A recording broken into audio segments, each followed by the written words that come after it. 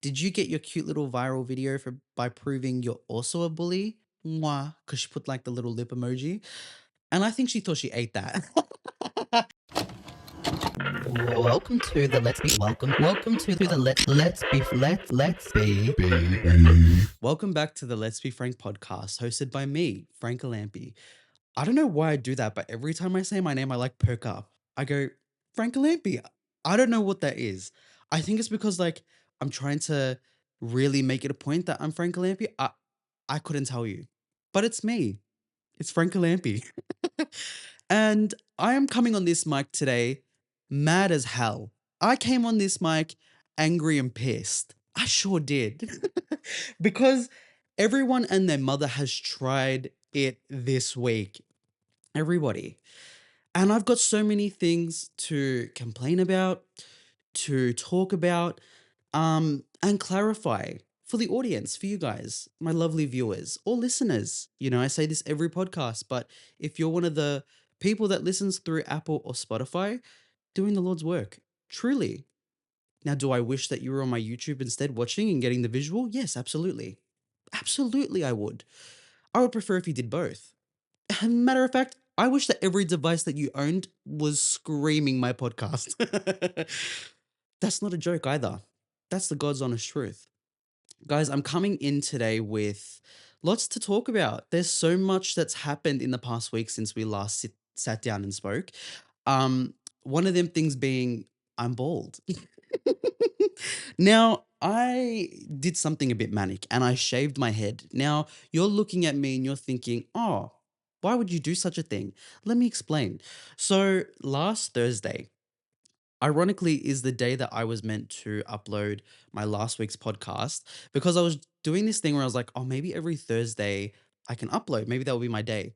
Um, I have never been able to time manage anything correctly. Like, I spent Wednesday going into Thursday morning. I did an all-nighter. I spent that editing my podcast to the best of my ability. Matter of fact, I stayed up a whole 24 hours trying to edit that bitch so I could post it on Thursday morning, only to then, when I go to export the file after everything was done, guys, all the editing was done, all the audio was done, everything was done. I go to export the file, corrupted. Corrupted. Yeah. So then that meant I stayed up and did an all-nighter for no reason. Now, one thing about getting older, I'm about to be 25 in April. It fucking sucks when you don't get sleep. Like you feel it truly. I am coming off of a 6-hour nap. I'm not a person who naps. I slept for 6 hours before turning on record today on my podcast. And I'm waking up feeling like shit still. I went to sleep thinking, oh, maybe a quick nap and I'll feel better. Nothing of the sort. I feel like fucking shit. So Thursday, I was running on no sleep, mad as hell. Mad as hell. Especially because I stayed up all night for the purpose of I want to finish this podcast. And then I went to go export it and I wanted to play in my fucking face and not export the file. It was truly devastating. Like, actually, I'm not even kidding. I was going to quit.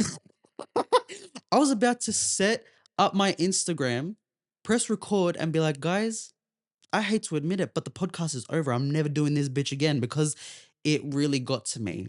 I was like, I did not stay up all night editing, making sure that I put in as much detail as I could when I was telling the hot topics just for it to export. Sorry, for it to corrupt when I'm exporting it. Oh my God, I'm still a little bit half asleep. Like, you know, when you wake up and you wake up in like kind of a shock? This was me.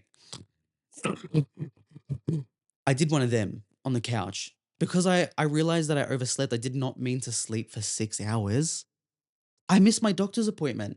For what you may ask, I had this scare where I thought I maybe have skin cancer, but it's not funny because skin cancer is very serious, guys. Please go get checked. I still need to go get checked. Um, I just do this thing now where I see a TikTok about something and then I believe I've also got that thing. Um, I don't know what to tell you. I don't actually know what to say other than the fact that last Thursday, like I said, I don't know if I've made this abundantly clear yet. I did an all-nighter.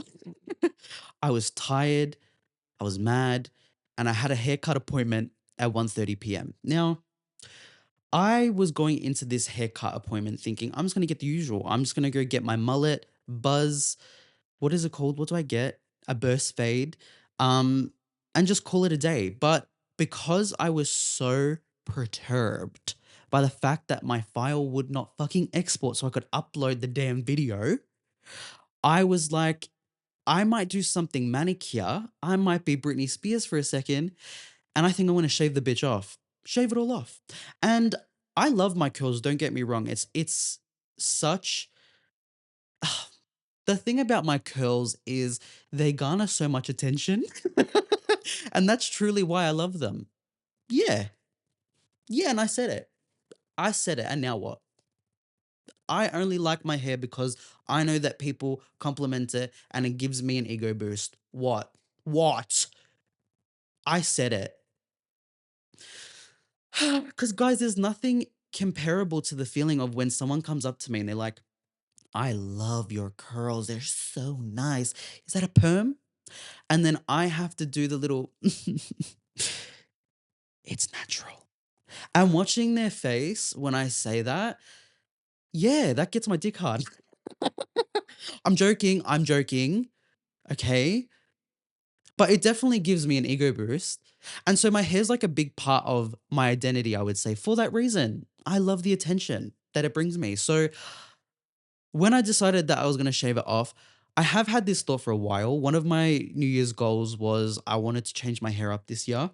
But what I meant by that was I wanted to go the Frank Ocean route.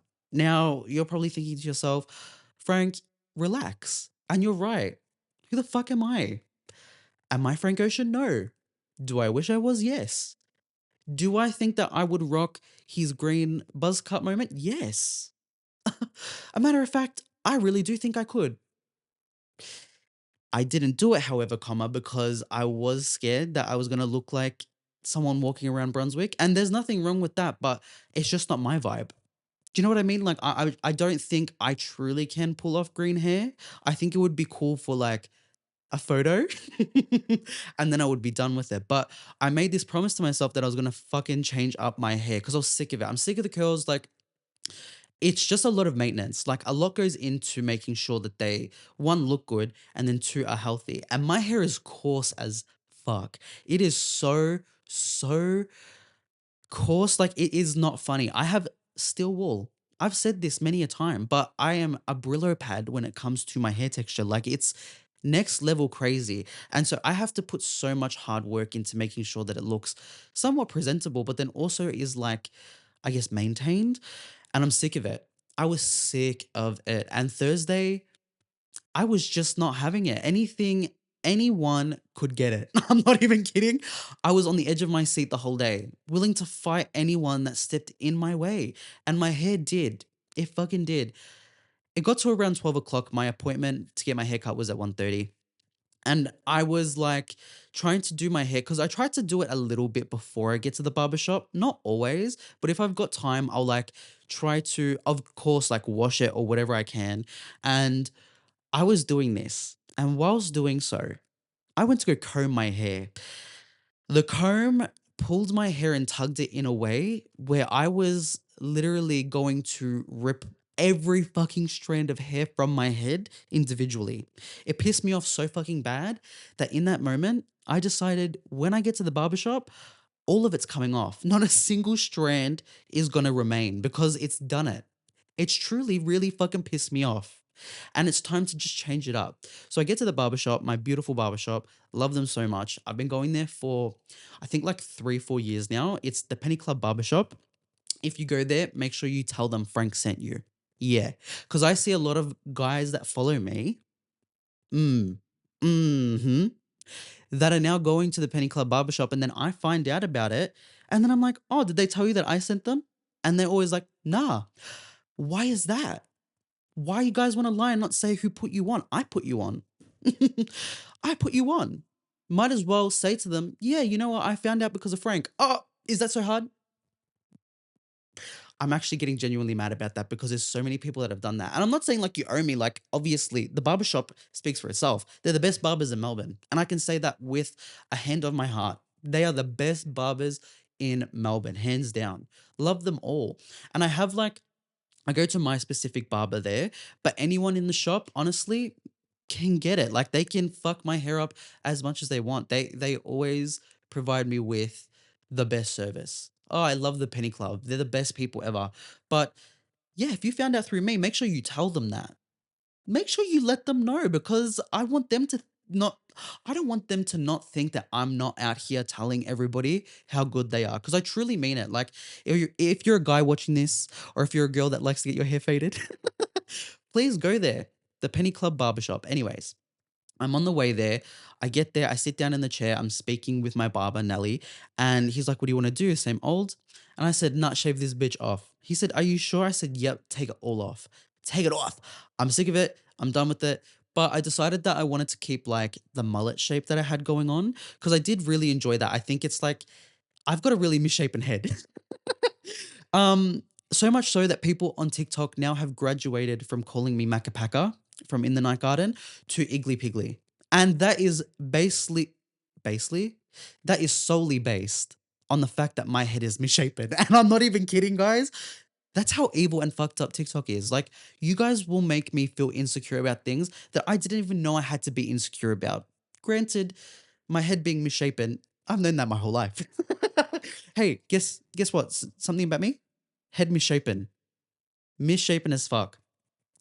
So I decided I wanted to keep the mullet kind of going. When I say mullet, it's more so that like it just is kind of like a faux hawk, which is like a fake mohawk. Um, but it's thick as fuck. And you kind of just do like a burst fade here on the sides. I get a high burst fade personally. Um, sometimes I get medium. It depends on what my hair is doing. But for now, I think I might get high. Anyways, I did that and I was like, let's do it. Let's shave it off and see how it looks. When it was done, when Nelly had finished cutting my hair, granted, guys, I was running on literally no sleep, had been up all night trying to finish my podcast, and run into so many problems and was so frustrated at the fact that I had literally slept maybe 30 minutes the night prior. So I was running on adrenaline, hopes, and dreams, and a Red Bull. Always a Red Bull. I love a Red Bull. Um, and so when he finished cutting my hair and I looked in the mirror, I was like, wow, I actually really fuck with this. And when I get my hair cut short like this, it's only happened to me, I think twice now that I've done this as an adult. Everyone always tells me that I look better with short hair. And I just don't believe them. I don't know what it is, but my curls are my signature, in my opinion. But I feel like when I've got short hair is when I thrive the most. So it's really weird because I don't feel like you guys are telling me the truth when you say short hair suits me. But maybe it doesn't. I'm just blind to that fact. I don't know. But when he was done, I loved it. I got home and then I showered. And I don't know if it's because there was so much excess hair, from my hair being literally buzzed down to a number 8, which is apparently really short. I thought it was going to be a little bit longer than what it currently is, but it's shorter than what I expected. But that's fine. It'll grow back, hopefully. Imagine it doesn't grow back. That's what I keep stressing about. Like, imagine it doesn't grow back and I'm stuck with this length forever.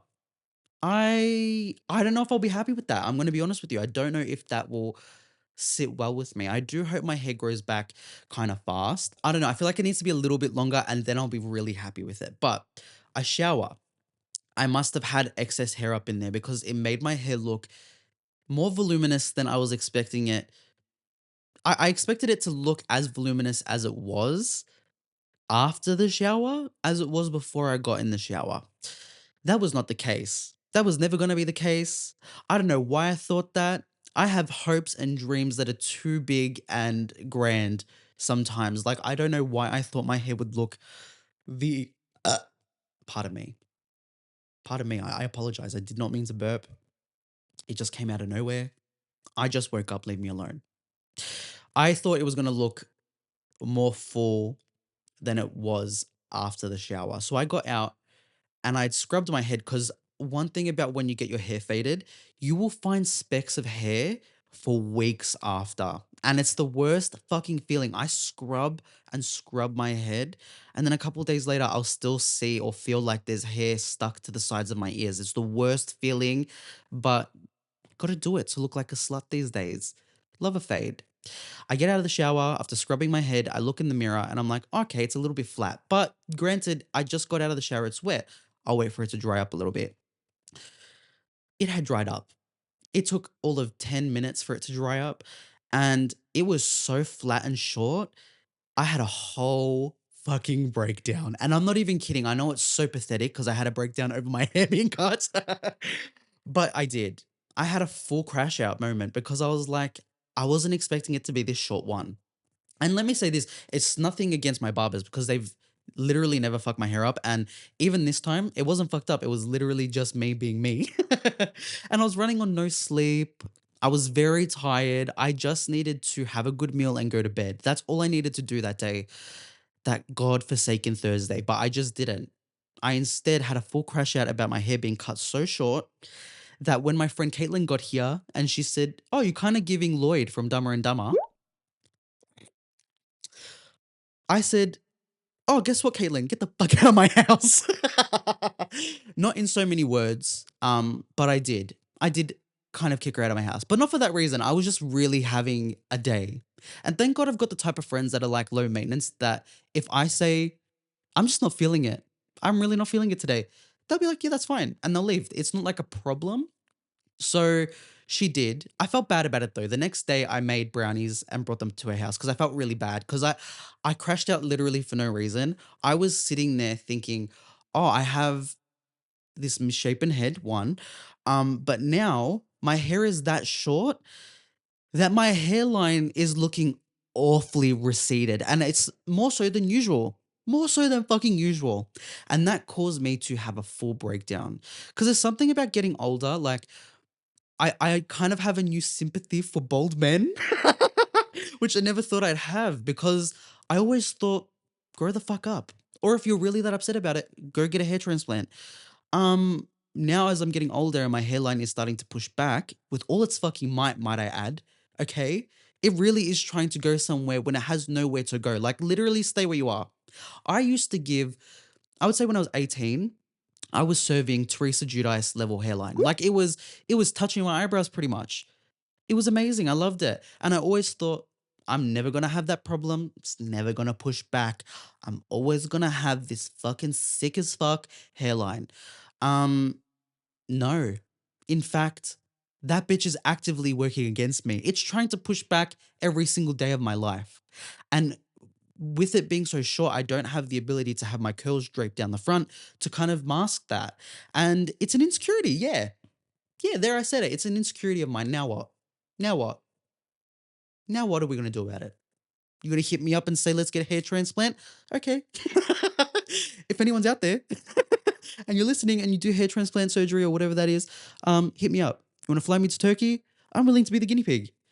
Actually, maybe not because I keep seeing photos on Instagram of people going to get their hairline surgeries and they're sitting on the plane back like this, mega mind. Big, swollen fucking cranium, and I just can't because my head's already big.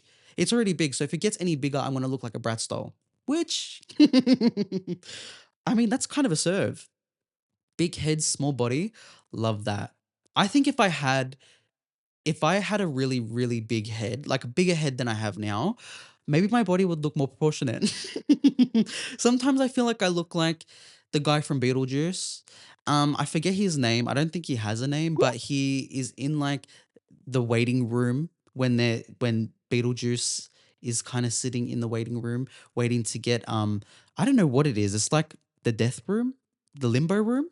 I don't remember, but it's this big fucking guy. He's big, bulky guy, and then he's got a pea head. That's how I feel sometimes. I do. Like sometimes I think my head's big, but it's not big enough for my body. Anyways, so my hairline, I noticed once I got out of the shower, because my hair was so flat, was pushing back a little bit. And the hair at the front was thinning. Yeah, I said it. It's thinning. And I can't help it. Like, I don't know actually what happened. Where did the time go? Where did it go? Where did it go? I remember being 18 and my hair was that thick that even when I would try to comb it, I would break combs. The plastic ones they could not comb my hair for fucking shit. They hated to see me coming. They hated to see me coming because I was breaking them bristles off like it was nothing because my hair was that thick.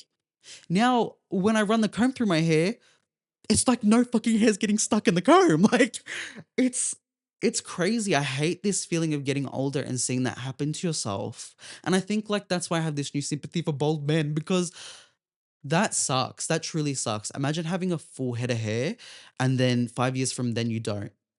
That sucks. I can't. I can't. I'm gonna cry. Like I'm actually gonna cry.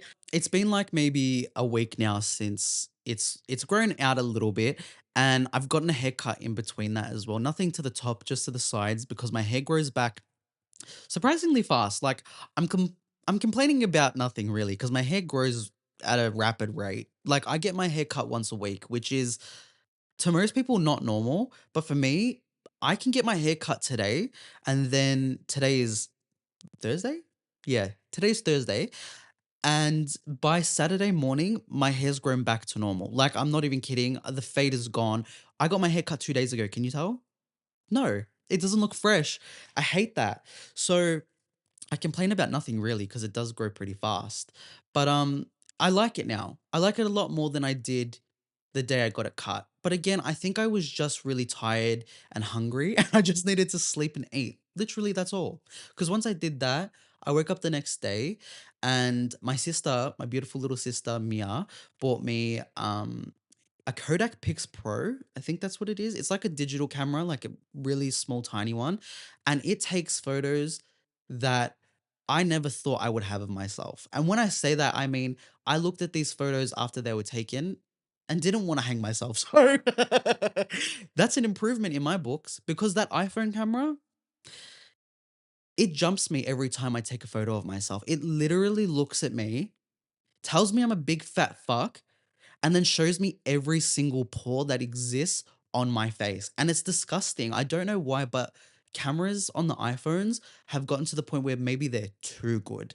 Like I need a shitty camera and bad lighting ASAP because me in bad lighting with the flash on a shitty camera, I'm giving Brad Pitt, I'm giving young Leonardo DiCaprio. With an iPhone, I'm literally giving Gabriel Iglesias. Like, and it's not no shade to Gabriel Iglesias. Love him. I think he's sexy. I don't want to look like that all the time. I'm giving Uncle Festa. I'm giving Uncle Festa, and it's not fun. It's not fresh, and it's not good for my mental health. Like, it actually is not. I think like this camera changed my perspective of my haircut because the day after, I'm like, of course, I have to debut this on Instagram. I'm a whore. First and foremost, doesn't matter if the haircut is giving fucked. I still need to post this on the gram. Everyone needs to see it. So I went to my sister's and she took the photos for me on this Kodak Pix Pro.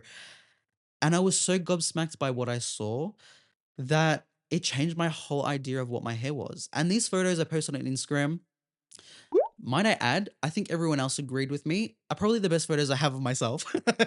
I looked so good, in my opinion. I really like them photos and I will be using them to the death of me.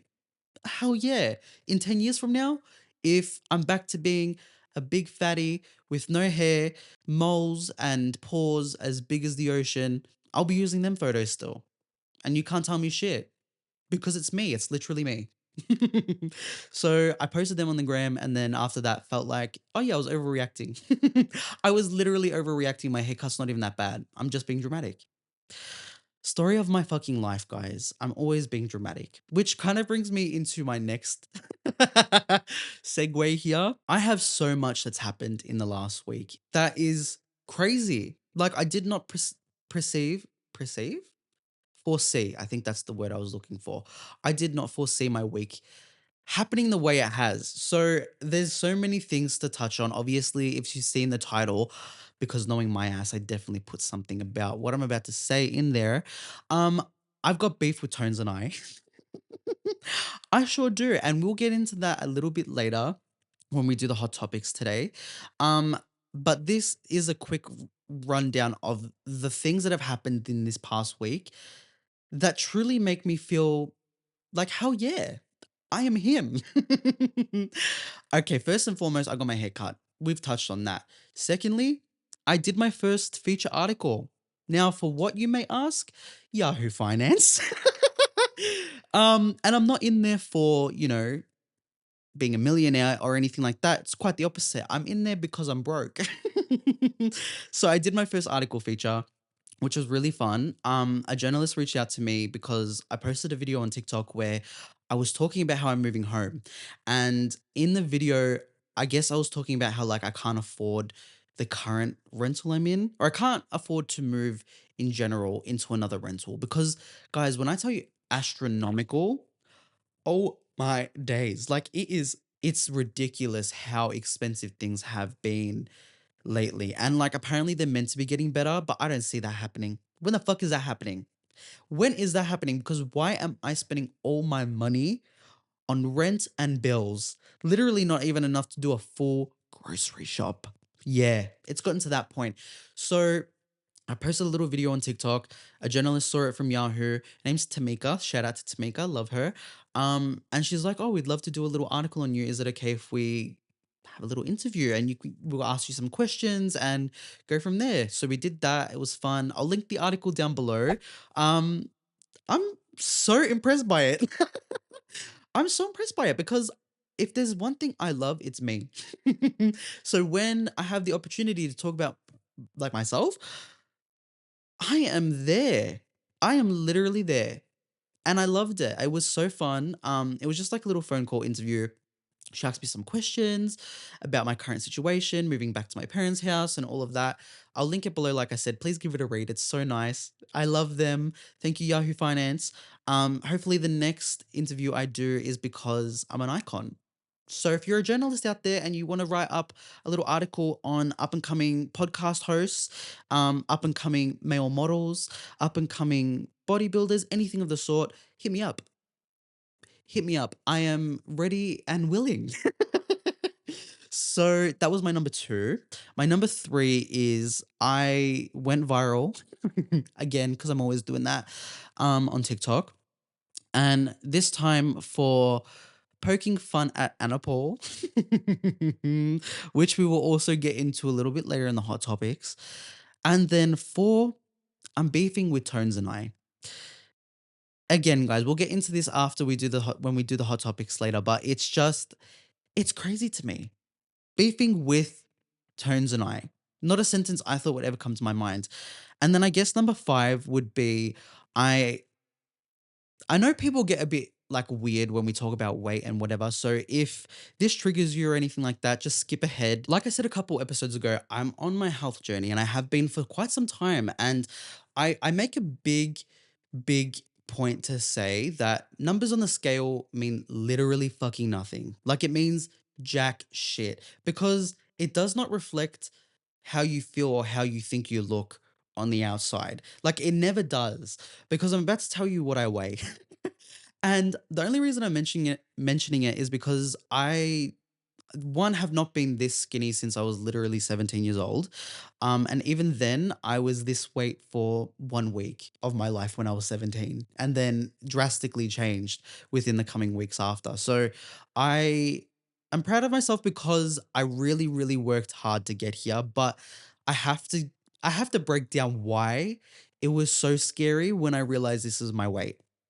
I weighed myself on, I want to say it was either Monday of this week or it was Sunday. It was one of them days. And I'm 79 kilos, which, guys, hold the applause, hold the applause. 79 kilos is a big deal to me. Like, I used to be at my heaviest 125, 130. I was in that range there. And I never foresaw me coming down to this small. And I say that in such like, I'm not even that small, but 79 sounds small. And I just don't know what it is, but I don't think I give or look 79 kilos. That's why I'm saying like weight is so fucking fake. It's literally just a number on the scale. It does not mean anything because I don't feel like I'm where I want to be yet. But then like how much more weight do I really have to lose? Like do I still have another 20 kilos in me to lose? Like I don't know. I don't know because I'm still not happy with the end result, I'm happier than I was, I guess, at 125. Well, yes and no, because body dysmorphia is so fucking weird. I feel like I've become more like harsh on my body since losing weight, which I didn't think would happen because everyone promises that when you get skinny, you start to like yourself more. When's that happening? When is that happening? Because from what I've kind of gathered is other people treat you differently, and like you actively see other people showing more interest in you when you lose weight, which is a weird feeling because it's like I'm the same person I was 30 kilos ago. So like what's the difference now? Why do you like me more now than you did back then? It's very odd. Um but I don't really see it in myself yet. Like I feel more confident in some aspects, but not too confident. It's very weird. Like I did think that if I got to 85 kilos, that I would be unstoppable. I was like, if I get to 85 kilos, you guys can't tell me shit. But I got to 85 kilos and I was like, I still feel like the size of a house. Like I don't know what I was expecting to change, but nothing did. And it's the same thing with 79. I'm here now and I'm not like that happy with where I am. So I don't know if that's more of a me thing. I think it is. I've said this before, but it's an internal battle that you need to fight first, which I'm slowly but surely trying to get on top of. It's really hard when like everyone else is telling you you look great and you look the best you ever had and you don't believe or feel like that on the inside. Like I don't feel great still, but everyone keeps telling me that I look good. And I see myself in the mirror and it's not like I hate the way I look. Like I'm happy with myself, but not as much as I thought I would be at 79 kilos. So that's my number five, I guess. That's the five quick rundowns of what happened in this week. Big things, big things. But what's even bigger is the pop culture news, guys. We need to jump into the hot topics. I'm going to do a quick Grammy recap. I know it's a week past its day, but we need to because the Grammys this year, for the first time in a long time, we're giving. Like, I actually enjoyed the Grammys, which is never something that comes out of my mouth. It's quite the opposite, actually. I usually hate the fucking Grammys because they feel so premeditated in the sense that, like, every winner that's announced feels like you know who it's going to be. But this year's Grammys gave me surprise. I was shocked in a good way and a bad way. But let's get into it, definitely. We can't talk about the Grammys without mentioning some of the red carpet looks. So we have to talk about a few in particular that I love the most. So I'm just going to tell you my favorites. If yours isn't mentioned, guess what? You've got bad taste. But I just want to say this first and foremost. Sabrina Carpenter, she can never do any wrong in my eyes. I'm not kidding. She can come out here tomorrow and pull an Anna Paul and be like, they were fat and sweaty. And I would still love the fuck out of her. She is, in my eyes, this generation's, and I say that loosely because Ariana Grande is still very much Gen Z generation, but she's this generation's Ariana Grande in the sense that she's this small, petite woman who loves to sing about getting absolutely fucking railed. Like, I can't. It's so funny. She's always either talking about getting railed beyond belief or fucking other people up so hard that she's just like blowing brains. Like I love her so much. She can't do any wrong for me. This red carpet look is probably going to be one of them photos that when she's past this short and sweet era, her fans are going to look back at and be like, I love this era of Sabrina. She was so cunty because she really is. Like her red carpet moment was a custom JW Anderson gown. And what I love about her is that she knows her branding. She knows what she is giving. She knows that she's serving old Hollywood. And I love the regalness of her celebrity. Like she really plays into that old Hollywood aesthetic, which most young celebrities these days don't do enough of. Like we need that regalness back. We need that allure, like that sexiness and that I don't know, it's scandalous, but in a very classy, demure way. Like it's not giving Bianca Sensori. And sorry, I can't deal with this whole narrative of listen, I am the last person on earth to be like, I'm a Kanye West fan. I hate him. I hate him wholeheartedly. Does he have great music? Yes, he does. But that's it. It's literally that Aretha Franklin meme of beautiful gowns, great gowns. That's how I feel about Kanye, but it's his music. Great music. That's it. When it comes to anything else, Fuck him wholeheartedly. He is the most misogynistic artist out there. And his music sometimes is very misogynistic, but it's lovely. I do enjoy the beat. I don't enjoy the message behind it. Never. Never do I. But I can't stand him wholeheartedly. But this whole narrative of he's exploiting and trafficking Bianca Censori, I don't know if that is correct. I think that is a very big stretch. I think that she is just some bitch from the northern suburbs in Melbourne, literally. Apparently, she grew up like I'm probably 30 minutes away from where she grew up. And she is someone who had the opportunity to date Kanye West and took it wholeheartedly. Now she's married to him. So I don't like that narrative of she's this deer in headlights and she doesn't know any better, because I do think that she knows any better. Like, anyone with a sound mind knows that wearing a fucking full sheer dress, and it's like sheer dresses are cunty when they're done properly.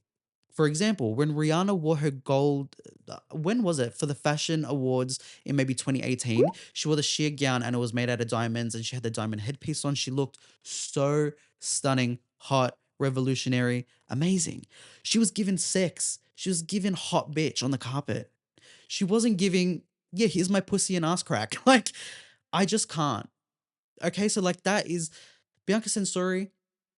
I'm sorry to this woman. I don't know this woman, but that's disgusting. It's gross. It's ill. And I'm only bringing this up in regards to Sabrina Carpenter because when I say that she does sex in a classy way, I mean she had her whole motherfucking back out down to her butt crack. This is how low the dress was hanging. This J.W. Anderson custom gown, and it's a reference to an old Hollywood movie. I think it is from Gentlemen Prefer Blondes, I think.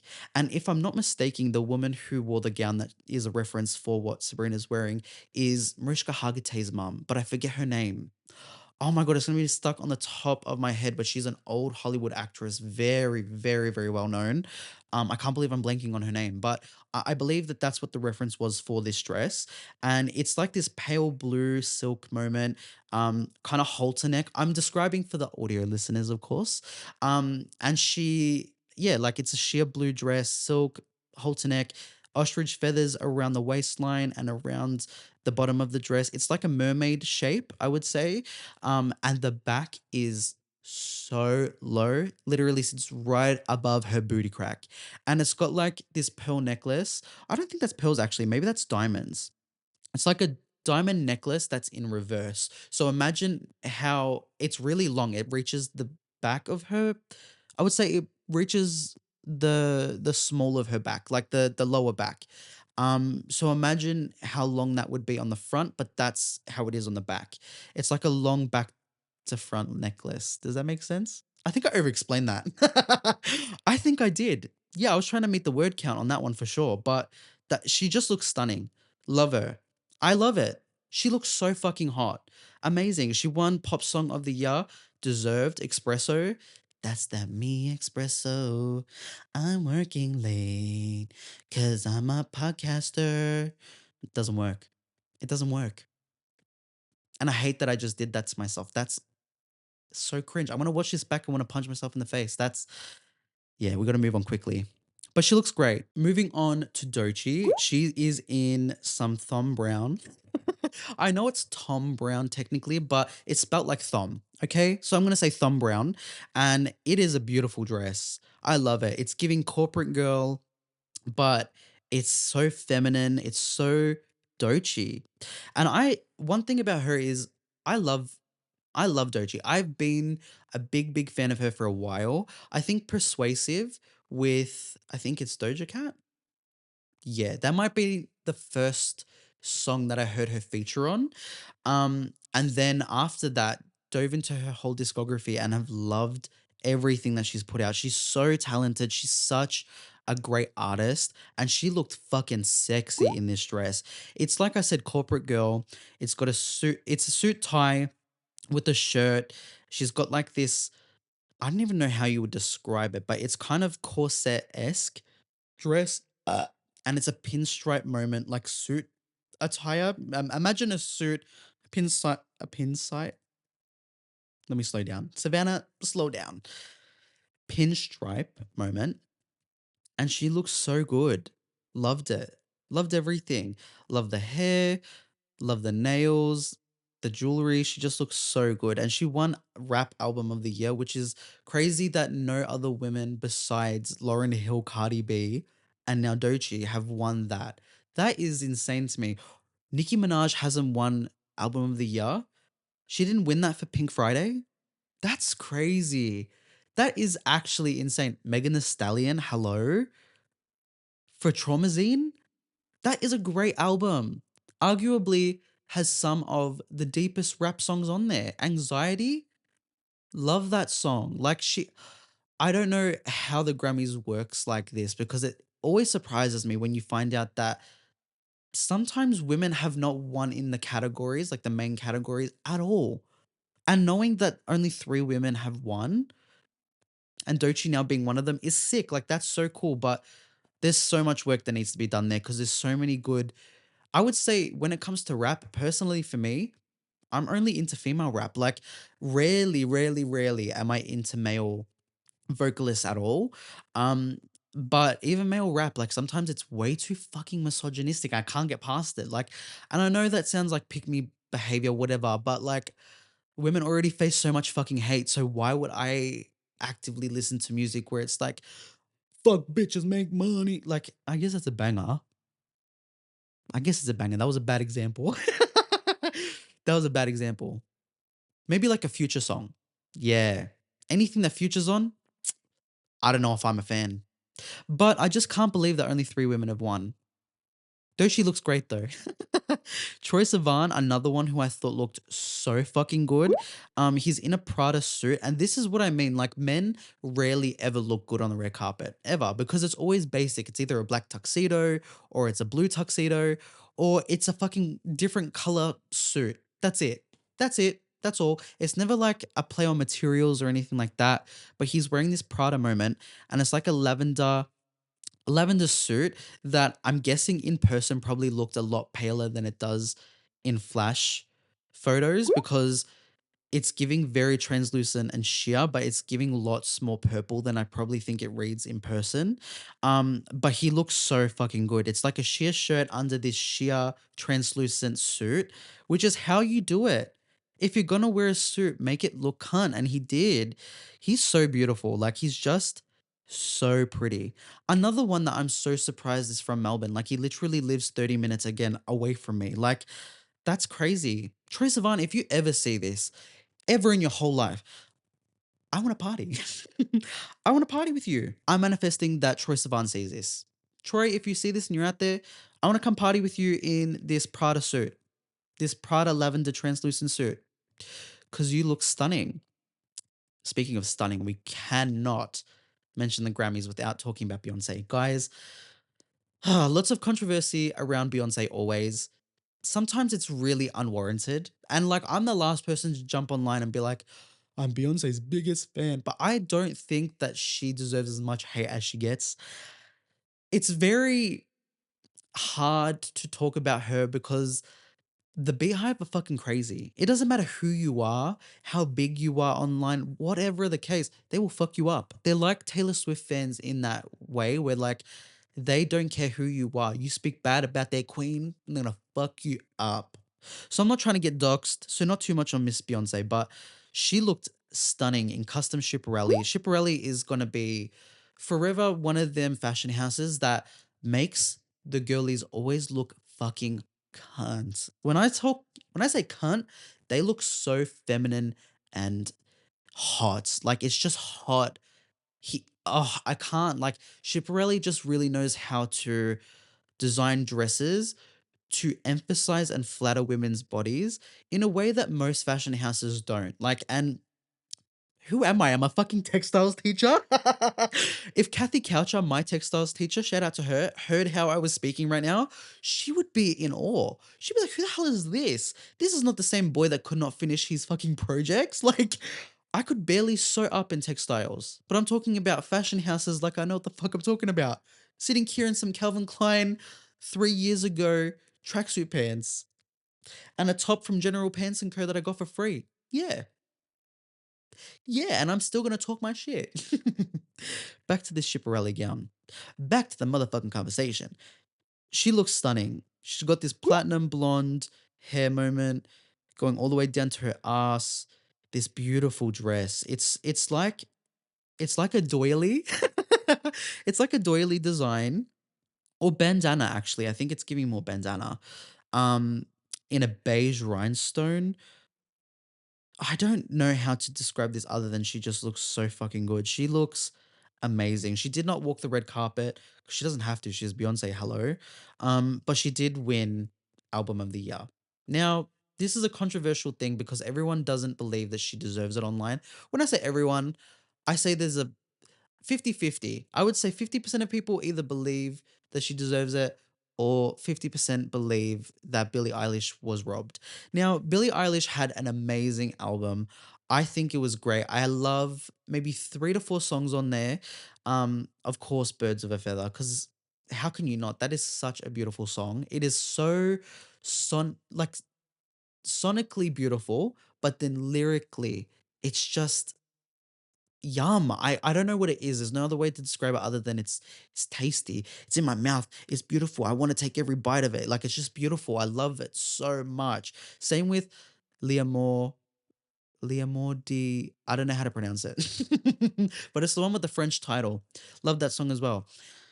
Thought I was depressed or losing my mind. My stomach upset almost all of the time. Love that song. It's the best. And I do think that there is a good argument for the fact that Billie Eilish should have won Album of the Year because she really did come out here and fucking blow up the charts. And didn't she have like the most streamed album on Spotify? Listen, when it comes to numbers and stuff like that, I never know what to trust. Like, for example, We Can't Be Friends by Ariana Grande has some of arguably her best work on there. Like, We Can't Be Friends as a pop single eats. Eats. Another great fucking song. Imperfect for You. A great song. Amazing. The Boy Is Mine is another very great pop song. It's giving very early 90s.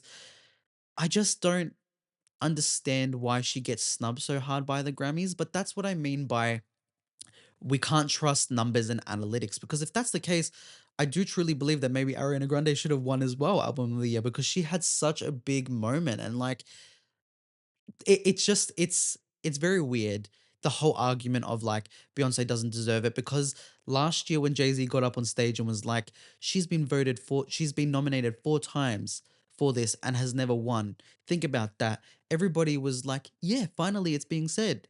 Finally it's being said and then she gets the award and then people are like she doesn't deserve it. So I just don't think that I think anything that Beyonce does is criticized too much and speculated upon way too deeply that it takes away from the actual achievement. Like she won Album of the Year and everyone's talking about how she doesn't deserve it. Like that's that's sad.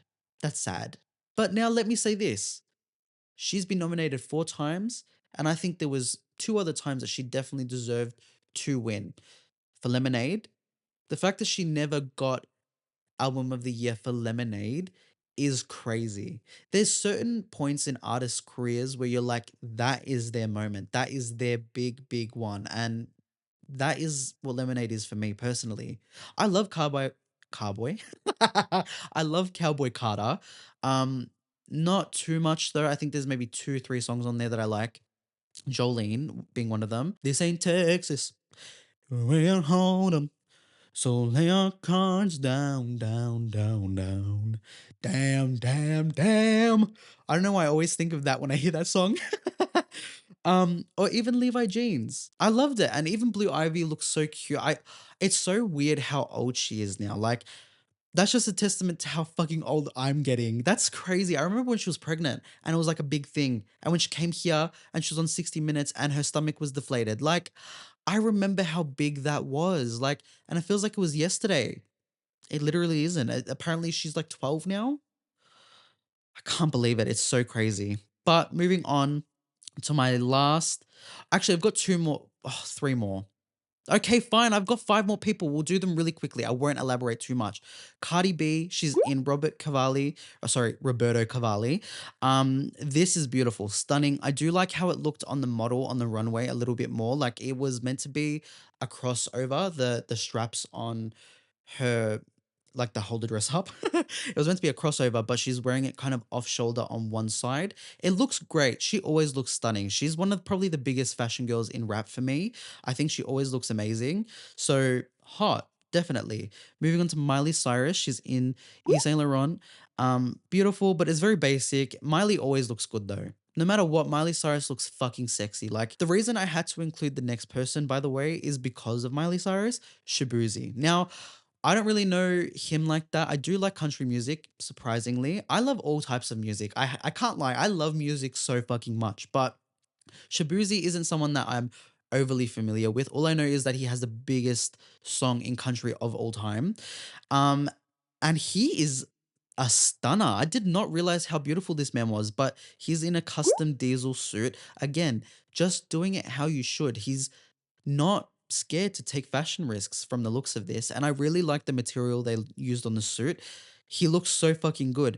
The reason I'm including him next to Miley Cyrus is because they have this little viral video that's I mean, chemistry is rarely something that is shown. It's something that's usually it's silent. It's not usually always noticeable, but they have such insane chemistry together that I hope that after the Grammys, they went home and fucked the shit out of each other. Not to be too TMI, but that is something I would love to watch. I'm just gonna say it. Miley Cyrus and 𝘧𝘧𝘢𝘍𝑧𝑒 would be a power couple. I need to see it down. I need to see it absolutely yesterday. It is a couple that I don't think anyone saw coming or expected to be a thing, but definitely could be because the video I saw of when like they're talking to each other and she's like saying, "Oh, I love your song." And then I think he says, "Oh, I love your song too, Flowers," or something like that along them lines. The way Miley was looking at him, she was thinking, pull that dick out. She said, pull that dick out. Pull it out right now. And matter of fact, get them paparazzi cameras loaded and ready. I'm about to give you a show. And I don't blame her. My girl was down bad in that moment and she deserves to be. 𝘧𝘧𝘢𝘍𝑧𝑒 was sexy. I also think that he was giving her that look of, because Miley's she's stunning.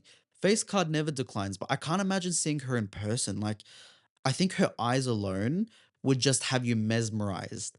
Mesmerized. Her eyes are just next level. Love you, Miley Cyrus, always and forever. My favorite era of Miley has to be the We Can't Stop, the Bangers era, of course. I think it's everyone's favorite. But from her new album that she just recently released, I would say that Used to Be Young is probably my favorite single that she's got on there. And I think she said this a while ago that she regrets releasing it. I don't know why. It's probably my favorite song. It actually made me so. It's a nostalgic song, I would say. I know I used to be crazy. I know I used to be wild. You say I used to be crazy. I say I used to be young. Love it. Love it. It's my favorite song of Miley's new era. And I think now we need to either see 𝘧𝘧𝘢𝘍𝑧𝑒 and Miley date or them come out with a song together. That would fucking eat up. Because I don't think she's had like I think one of my favorite Miley Cyrus collaborations of all time is Higher Perk with some J's on J's on my feet. J's on my That's my favorite era of Miley as well. Like I love the bangers era. She was just being a fucking she was just being cunt before cunt was even a thing. She was brat before brat was a thing. And I have to respect that always. Now I'm just rambling. Anyways, moving on. Last person I'm going to speak about. JT of the City Girls. If you don't know JT, she's ex-member of the City Girls and I mean, she looked out of this world stunning. She is so fucking hot. I think she is on that same level of Cardi B for me where she just gives fashion always. Like everything I've seen her in, she's always got such a good like eye for her aesthetic. Um her song that came out okay. Dun, dun, dun, dun, okay. He and fucking around us. Okay. That song right there, the visuals for that, eat. She was giving early 2000s baddie porn star vibes. Loved it. But in this dress, she's just regal. She is a goddess. Like she's wearing this sculpted. I don't know who made this dress. I'm very, very sorry. But I did see her on the red carpet talking about the dress, and she was saying that it was custom made to her body. But it's like this metal body piece that kind of has like this wet effect on it. And then she's wearing this, I don't know what this material is of the dress underneath, but it suits and complements the metal so well. It's like silver and white, and then she's got this big chrome hearts cross on. It's just, she's so beautiful. Like, I can't. She is so, so beautiful. Oh, JT, I was about to say Jay Z, jump scare. JT, you are just giving it to them. I think this year we will see the rise of her, Doechii, all these up and coming rap girls. And I say up and coming loosely because they've been around for years, but I think they're going to have their big shining moments. Now, we have to talk about Chaperone. Of course we do. Chapel looked amazing. She looked so, so, so pretty on the red carpet. I just, here's the thing. I feel like people don't understand her the way that I do. I love Chapel Roan, but not even for like the, blew up overnight sort of thing. Cause she's one of them 10-year stories where she's been working for 10 years and blew up randomly overnight.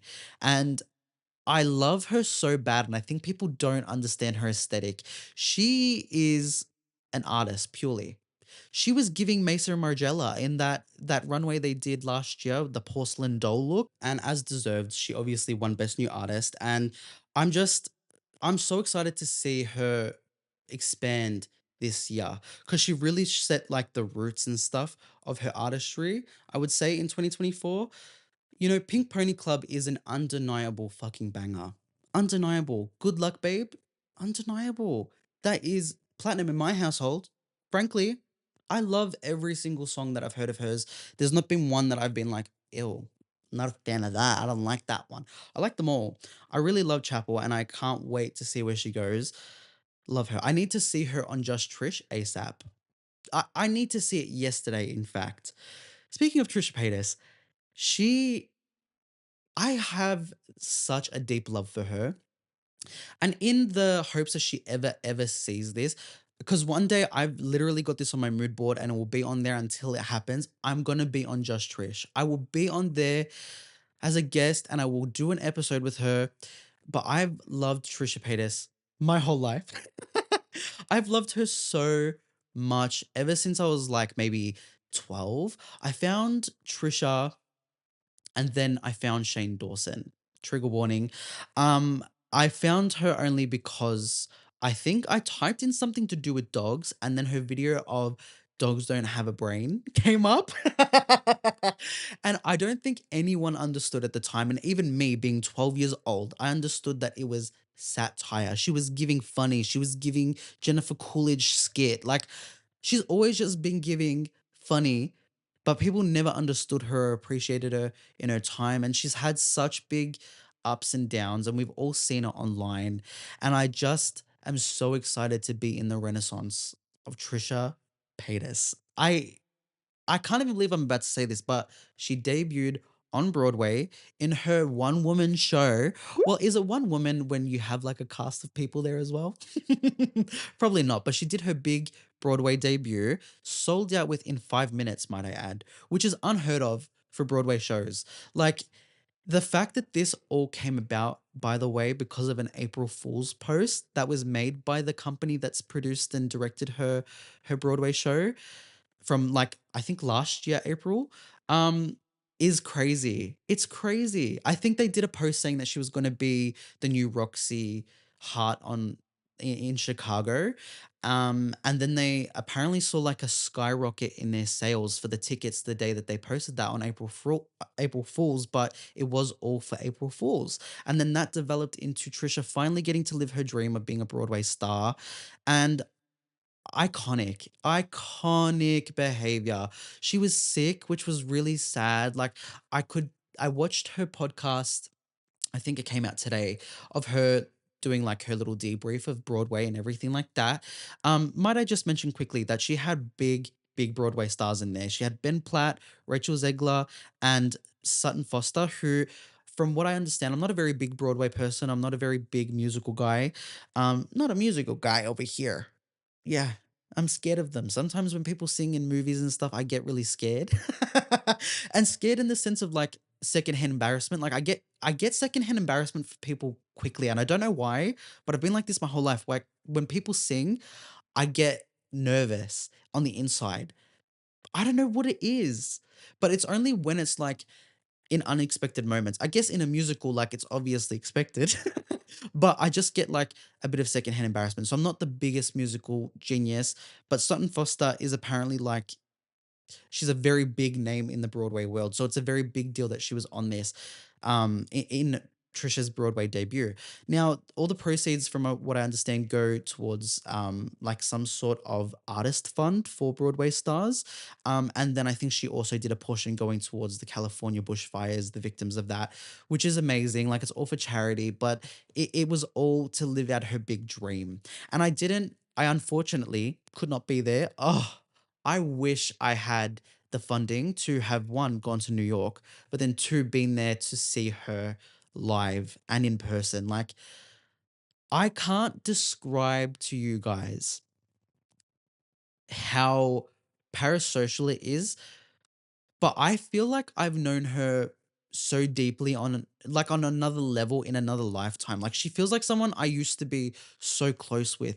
And I don't know how to make that make sense because I've obviously never met this woman. But she's just I don't know. I think it's very Wendy Williams vibes where I'm like she's a friend in my head. Like and she doesn't have friends and I know this about her, but I feel like I would be the exception to the rule because we're very much the same person when it comes to friends. Like we like people but we like them in our own like way and we like them on our terms like and all of this is just crazy. I'm so excited for her and like I said it was a sold out show which is unheard of. It sold out in 5 minutes and she killed it. She was sick, she lost her voice and she got to light up the Empire State Building. Like I know I keep jumping on different things, but that's because she did so much and she's doing so much. But she got to light it up pink. That is the biggest deal in the world. That's a landmark. That's a monument. Everyone knows that around the world. She got to light it up pink for her Broadway debut. That is insane. Oh, that is so cool. I'm so proud of her. It's so cool and I love it. What really got me was after the show had finished, obviously, I saw so many TikToks of people posting the actual show, and it was to cute little like sounds and just flashbacks from where she was and where she is now. And she's just come such a long way. And she's truly being respected and appreciated finally after all these years. And it's just so great to see. But when she was leaving, she was bombarded by people. Like I'm not kidding. I'm gonna insert the video that I saw, but it was giving me early 2000s Britney paparazzi vibes, like where people were surrounding her car, like were so excited, chanting her name. Like it's insane. I don't know another influencer, and I put that in air quotes because I don't think that she is an influencer. I would say Trisha Paytas is mainstream celebrity. Like she is. She's mainstream. She has been mainstream for a while. And I think people are now starting to understand and realize like she's an artist. You know, she is. She's an artist. She is an icon. I love her so much. And knowing her, if she ever did see me talk about her, she would be so scared of me. She would think that I'm too obsessed, which is fair. I am. I love her. I love her. Trisha, I love you, and I'm so proud. Parasocially, of course, but proud. Anyways, this leads me into my next thing. You know, Trisha Paytas was known for a time here and there of being a troll online. Well, when one icon dies, another must rise. We have the American woman who is currently in Pakistan and she's refusing to leave this country, refusing against everyone's wishes, will not leave. Mind you, she got there in October and she was only meant to be there for 14 days. She's on a 14-day visa. So she's breaking the law actively by overstaying her welcome. But she flew to Pakistan, this American woman from New York, 34 years old, has 4 kids, left them all behind, all to go marry a 19-year-old in Pakistan. And imagine his parents' surprise when she rocks up there, thinking, oh, this is never going to happen. The parents immediately were like, hell fucking no. You're not marrying our 19-year-old son. Who the fuck do you think you are? So then she did what? She camped outside his house, guys. Camped outside his house and is now running press conferences from the outside of his house. And it's all under the basis of let's make Pakistan great again, which Americans click off because I'm about to say something about your president that you guys are not going to like. Well, if you do not like it, you're not meant to be here in the first place. If you're a Trumpy, get the fuck out of here. Get the fuck out. This is not a safe space for you. I don't give a fuck. Get out of my house. Out. The door is that way. Go click on one of these other little people out there that support Trump. Not me. Could never be me. Okay? This make blank country great again rhetoric, disgusting. Hate it. Actually gross. The only reason I like this woman so much is because she's the big meme. She's a meme. She's a walking meme. She has this one video that I love the most where she's at Macca's. She's eating. She's sitting down. Some guy comes up to her, shakes her hand, and says something that she doesn't like. She's eating with the hand that he shakes. When they're done and that interaction is finished, she goes to almost grab a chip with that same hand that she just used to shake that guy's hand. She looks at it and in disgust puts it down. She does a little shake, gets her other hand and starts eating. Icon. Icon. She said, fuck you and your dirty germs. I don't know where the hands have been. I love her, but only for that reason. Only for the reason that she's delusional and she's kind of scary low key. She's giving me Little Edie vibes. This is a very niche reference. If you get it, you get it. Little Edie from the Grey Gardens. She's giving that where she's wearing like a headscarf, high eyebrows, and just truly delusional. She's demanding from the American government that they send her. The last time I saw it, it was 500,000, but it started at 100,000. Then it went to 500,000 because she wants to make Pakistan great again. What that means, I will never know. But she wants to do it. Do I believe? Do I believe she can? Probably. Probably. She can do something. I don't know if it will be a benefit. I don't know if we'll necessarily be making it great again. But she could do something. Surely. Hell yeah. You know what? The American government's already so fucked up. Send her that 500K. Matter of fact, send me that 500K. Yeah. I can show you what I can do with it.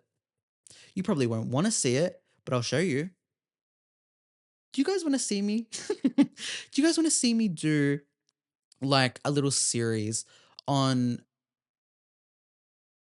shutting up? I forgot what I was going to say altogether. I just went blank. Sorry about that, guys. It's been happening to me a lot lately where I'm talking and then mid-sentence, I forget what I'm talking about. I don't know what that is. Definitely has to do something with the schizophrenia. Anyways, moving on before we get into the Tones and I and Anna Paul mess. The Spanish Temptation Island. Guys, if you have not seen this yet, I'm about to put you on. I am just scrolling through Twitter, as I do, and I come across this video. Now, when something is in another language, I'm hooked. I'm caught. If I see that something is going off, especially in the Spanish community, I'm all on top of that.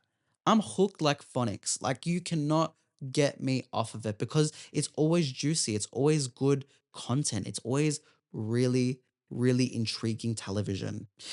This is all of that and a bag of chips. So, Temptation Island, I haven't watched the show before.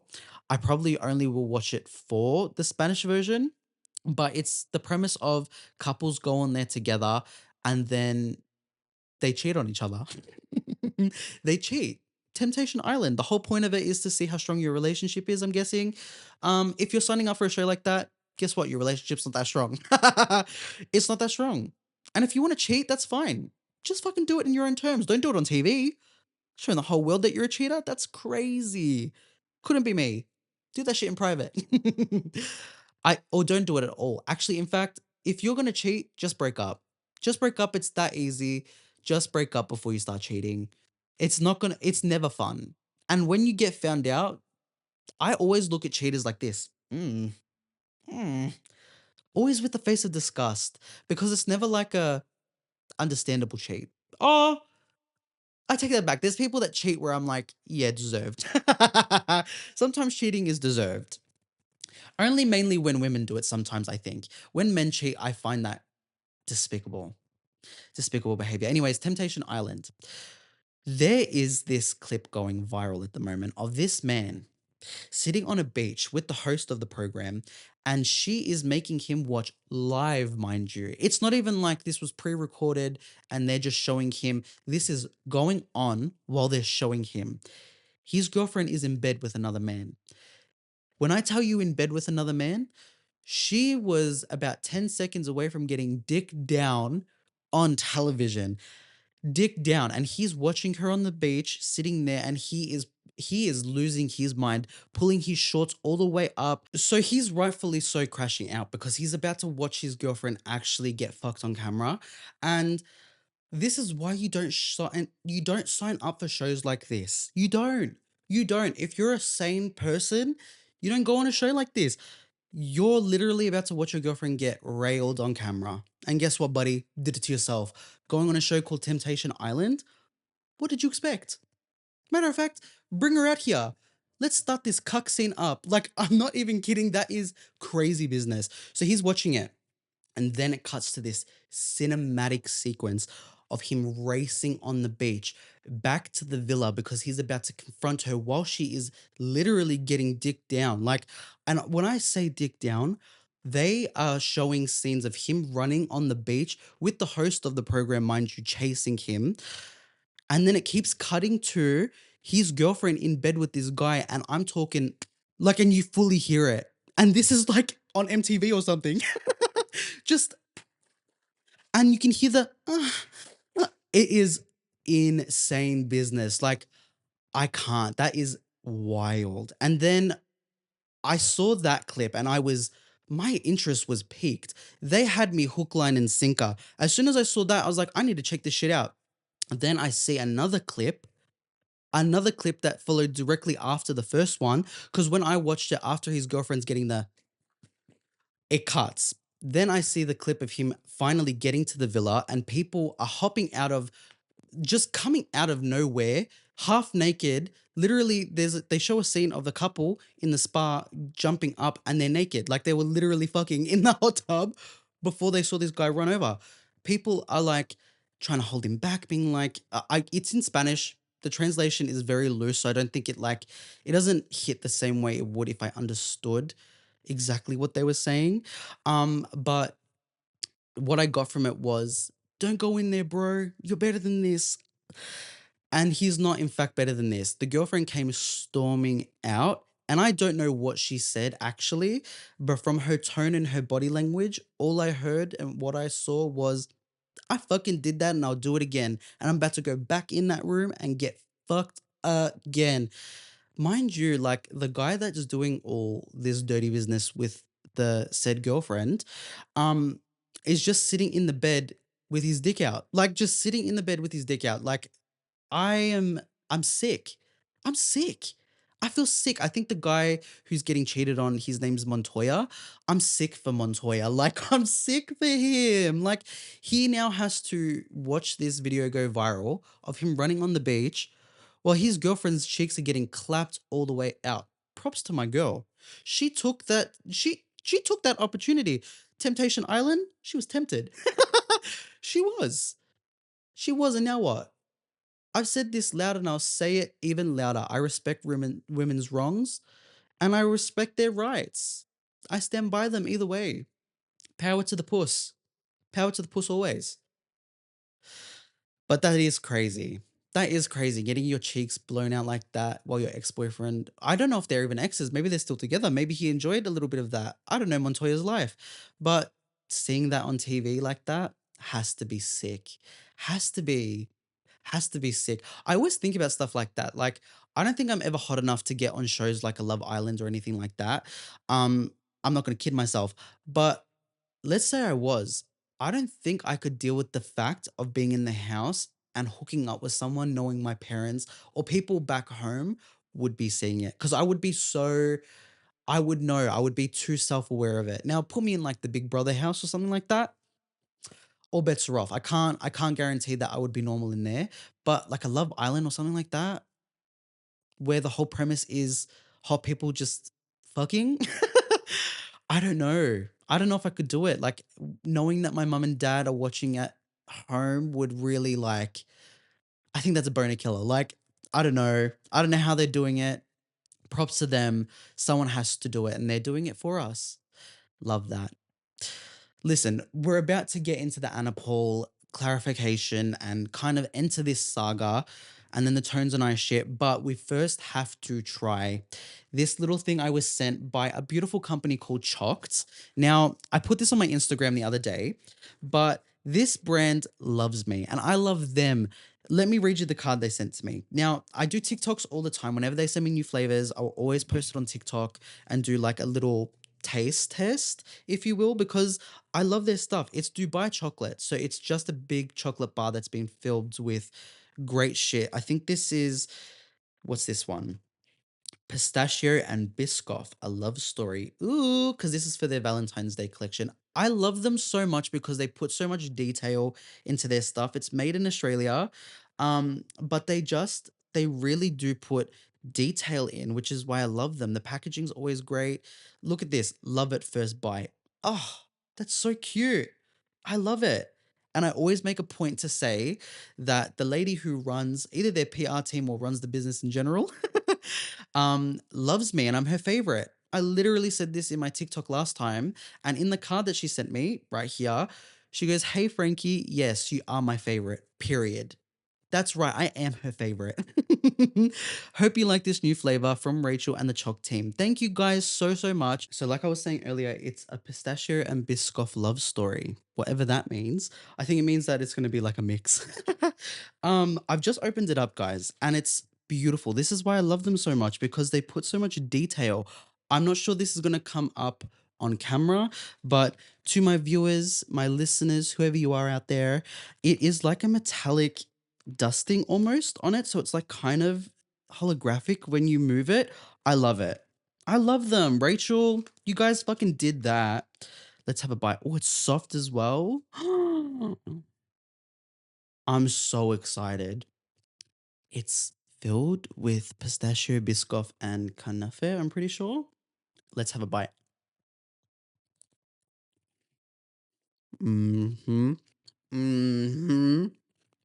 Oh my god. Oh my days. Goodbye, guys. Fuck Tones and I am fuck and a Paul. I'm done. Oh my days, it's so good. Honestly, I would give this because I'm not the like biggest fan of Biscoff. Don't jump me in the comments, but it's like really rich in my opinion. This is not that. I would give this like honestly probably like an 8 out of 10. No joke.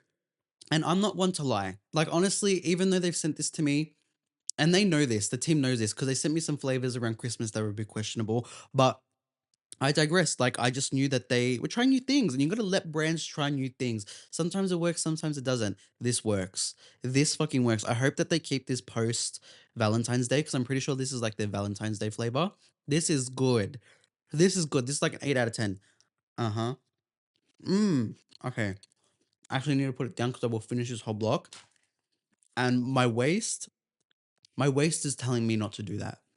Okay, because I just got down to a size 34 pant.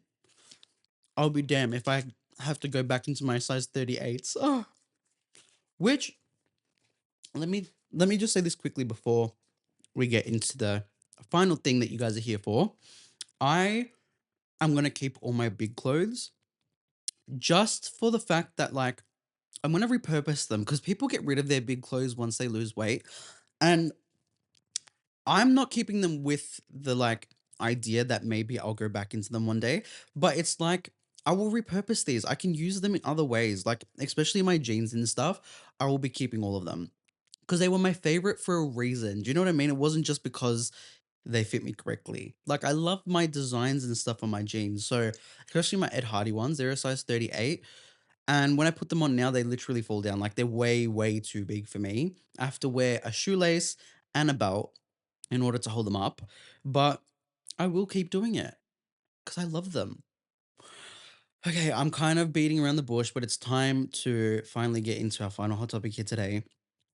The Anna Paul saga continues, the one guy that's watching. um, so in our last podcast, we did a bit of a breakdown of the controversy that surrounds Anna Paul currently. And I'm not going to talk much more about it because there's nothing really else to tell you other than she came out with an apology that was meant to be an apology, I suppose. There wasn't sorry in the whole entire video, the whole 9 minutes that she talked about. Literally nothing. Literally nothing. And I watched it and I thought all that she's done is come on here and try to be like, I did not call you guys fat and sweaty. Well, maybe I called you sweaty. And I was like, sister, this is not it.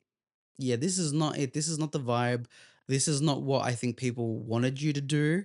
Um, Me personally, I don't give a fuck what she had to say. Like, I think that she could have come out and been like, you guys are fat and sweaty. And I would have been like, cool, at least stand on business. Like, at least have a backbone when it comes to defending yourself. Like, it's yuck. And I didn't like the whole tone of the video. It was very much like, you guys are the bullies. You guys did this to me. I can't believe you're doing this to me. And I hate that narrative because when you're backed into the corner, what else can you really do besides admit, yeah, okay, I fucked up. What else can you do? I suppose you can say a whole lot of nothing in a 9 minute video and try to sway public opinion in your favor. But I saw this video and I woke up, watched it, and then I was like, I need to make a little cute, funny TikTok about this. So I did. I made a little TikTok about it, and I didn't think that it would get to the level that it did, but it went semi viral. The current standing of it, it's at like 2 million views. And I don't regret nor think that I shouldn't have posted it. Simply put, you all can go fuck yourselves if you think otherwise. And that goes for Tones and I, which now you're thinking to yourself or trying to pinpoint, where have I heard that name before? Let me enlighten you. That is the same lady that sings Dance for me, dance for me, dance for me. Whoa, oh. I wanna see any man. That same lady. Okay, she decided to comment on my video. Now, I was shocked only because when I saw her name pop up, it went into like a reviewed section of my comments because one thing about Anna Paul stans, they are diabolical people. Like they want to come on my page and be like, "Oh my god, you're the biggest bully for making a funny video." Sorry that it was funny.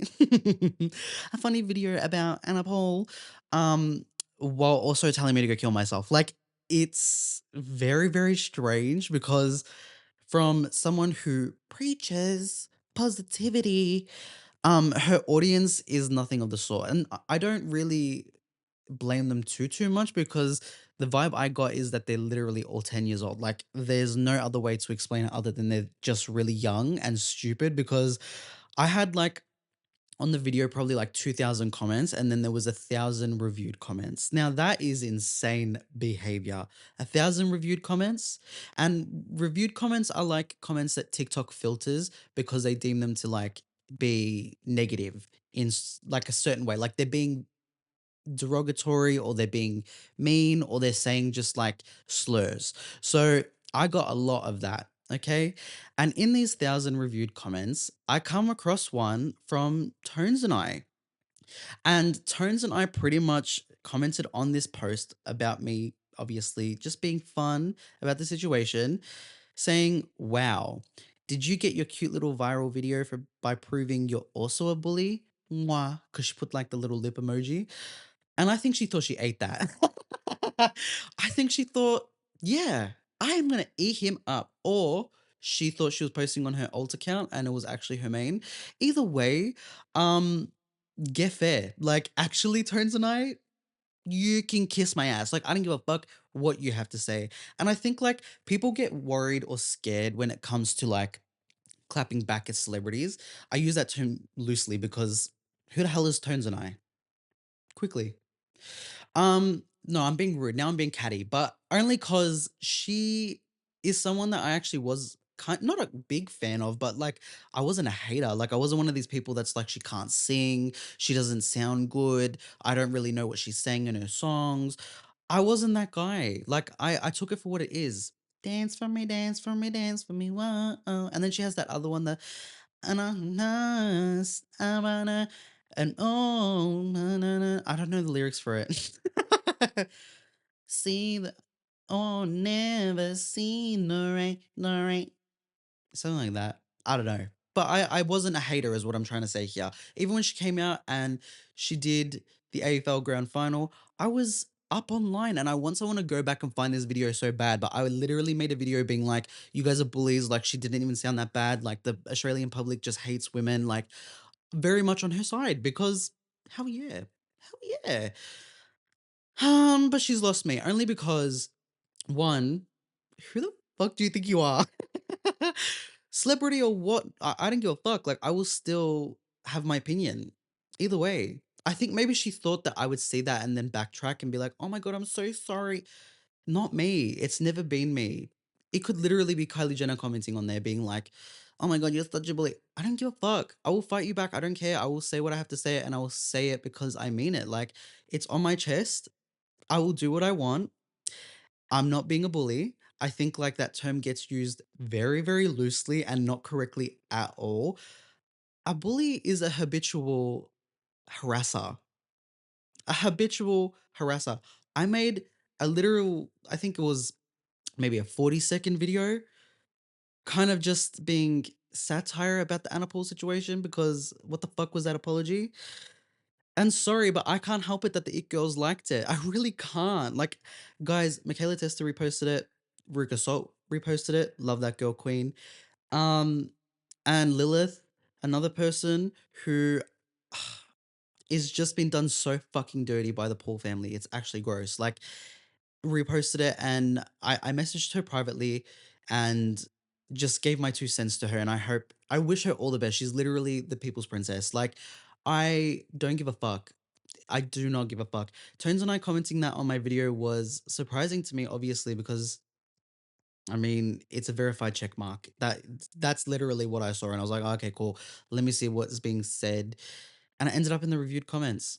So hell yeah, when I saw it, I pressed approve. Put that on my main page. You said it with your full chest. You said it boldly. So let's make it public.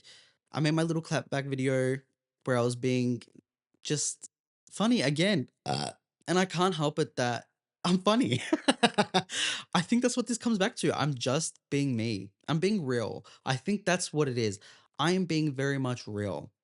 I'm being a normal person because that's just I'm sick of this whole like facade of oh my god, I have to put on a whole persona and I have to put on this like public presence when I'm online or else brands don't like me and brands don't want to work with me. Guys, if brands don't want to work with me, it's because we don't align. We don't get it. They don't get me. And that's fine. We move on. But I will never come on here and be, I will never be prim and polished in that way. It's just not me. It's not me as a person. And I am coming online with the kind of intention of this is me. If you like me, watch me. If you hate me, watch me still. I don't give a fuck, but like, it's me either way. So if you like it or you don't like it, it is what it is.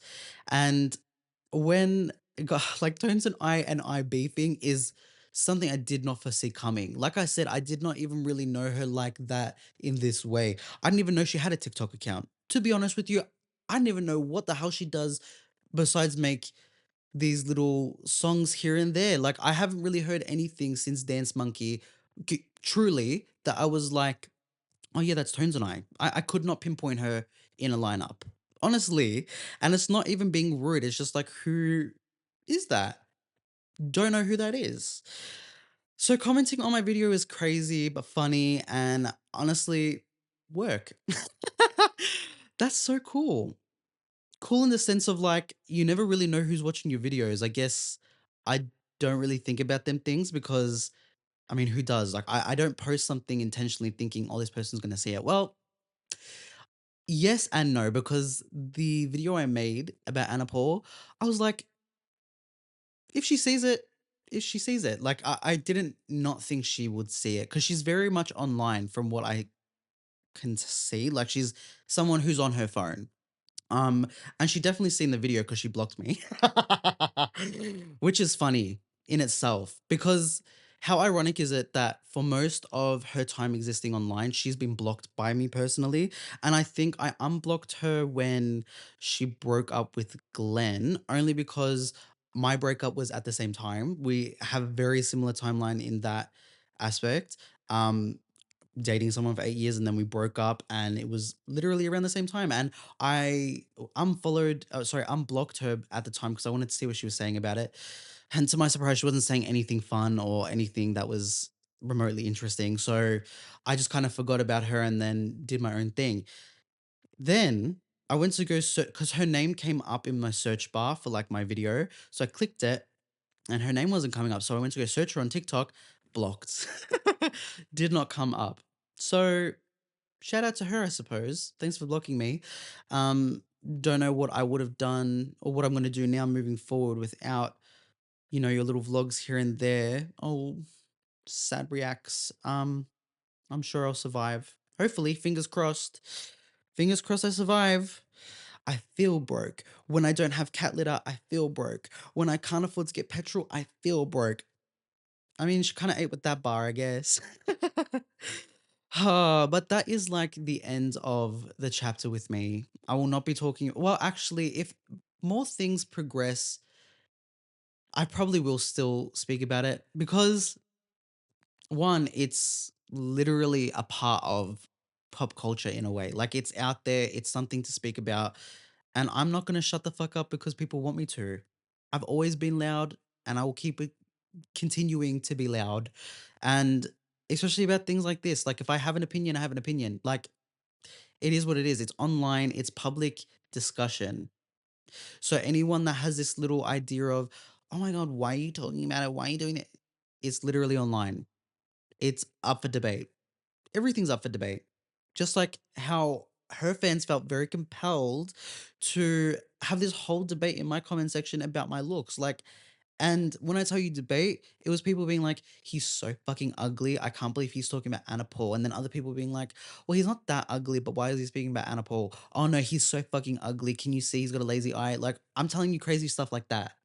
Crazy shit like that. Waking up to messages on Instagram telling me to go kill myself. Like, different level. All because I was funny.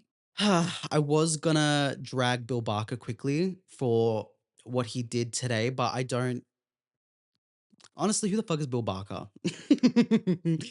And that's all I'll say on that one. I have nothing else to say because I'm gonna get myself into more trouble. But that is the end of the episode, guys. Thank you so much. If you want to find me anywhere else, follow the podcast at Let's Be Frank on all social platforms, Instagram, YouTube's, the TikToks. I'm trying to think if there's anything else. That's it. Should I make a Twitter for my podcast? Probably not. That's overkill, yeah? No one even really interacts with the Instagram. Let's move on. Follow me on Instagram on my private account. My private accounts? I'm losing the plot. I need to go back to sleep. That's what it is. I'm crashing out slowly but surely, guys. Follow me on my personal accounts. Frank Alampi everywhere. I'm supposing or guessing that you already do if you're watching this. So that's all. I will leave you with a little song. I've sung a lot this episode. Again, apologies. My voice is terrible. I sound like a fucking dying cat, but I can't help it. I love to sing. I'm one of the people that can't sing that loves to do it. But I'll leave you with this little song. Have a lovely week. Can't wait to see you next time and share the podcast around. Lastly, share it around. Get me out there. Show it to your mum. I'm sure the mum will love me. Mum will love me. I know it. Mums usually love me. Okay, that's all. I'll sing us out. Pink Pony Club. I'ma keep on dancing at the Pink Pony Club. I'ma keep on dancing down in West Hollywood. I'ma keep on dancing at the Pink Pony Club. Pink Pony Club. I make myself sick. Bye.